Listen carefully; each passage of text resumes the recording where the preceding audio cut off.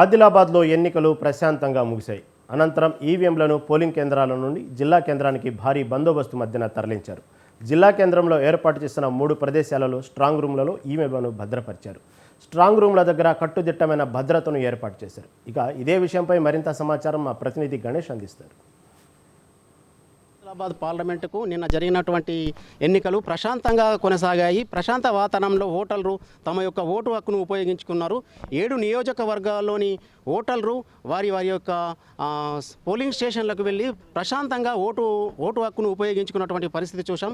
మొత్తం 1,52,140 మంది ఓటర్లలో ఈ 72.96% ఈ ఆదిలాబాద్ పార్లమెంటు నియోజకవర్గానికి నమోదైంది. ఉదయం 7 గంటల నుంచి సాయంత్రం 6 గంటల వరకు తమ యొక్క ఓటర్లు ఉపయోగించుకున్నారు. 2 సమస్యాత్మకమైనటువంటి ప్రాంతాలు సిర్పూర్, ఆసిఫాబాద్లో మాత్రం ఉదయం 7 గంటల నుంచి సాయంత్రం 4 గంటల వరకు పోలింగ్ కొనసాగింది.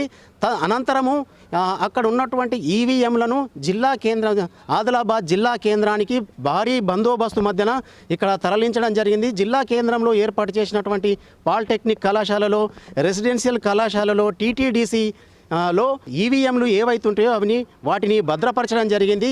ఇక్కడ ఈ ఈవీఎంల దగ్గర పూర్తి బందోబస్తు 3 అంచెల బందోబస్తు ఏర్పాటు చేశారు. సీసీ కెమెరా నిఘా ఏర్పాటు చేయడం జరిగింది. ఇక్కడ 144 సెక్షన్ విధించారు. ఈ పరిసరాల్లో 100 మీటర్ల దూరంలో ఎవరు కూడా ఈ పరిసరాలకు రావద్దని చెప్పేసి జిల్లా ఎస్పీ పూర్తి పర్యవేక్షణలో ఈ బందోబస్తు అయితే కొనసాగుతుంది. ఇటు సిఆర్పిఎఫ్ దళాలతో పాటు ఇతర పోలీసు సిబ్బంది ఇక్కడ పహారా కాస్తున్నటువంటి పరిస్థితి అయితే కనబడుతుంది.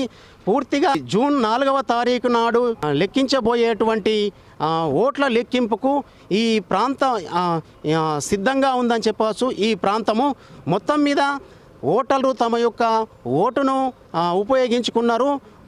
12 మంది అభ్యర్థుల యొక్క భవితవ్యం అనేటువంటిది ఈ బ్యాలెట్ బాక్స్లో ఉంది. జూన్ 4 నాడు ఓట్ల లెక్కింపు జరుగుతుంది. అప్పుడు ఈ ప్రధానమైనటువంటి పార్టీలు ఏవైతున్నాయో కాంగ్రెస్, బీజేపీ, టీఆర్ఎస్ పార్టీల యొక్క భవితవ్యము జూన్ 4 నాడు తేలబోతుంది. కెమెరామెన్ అశ్వక్తో గణేష్, స్వతంత్ర టీవీ, ఆదిలాబాద్.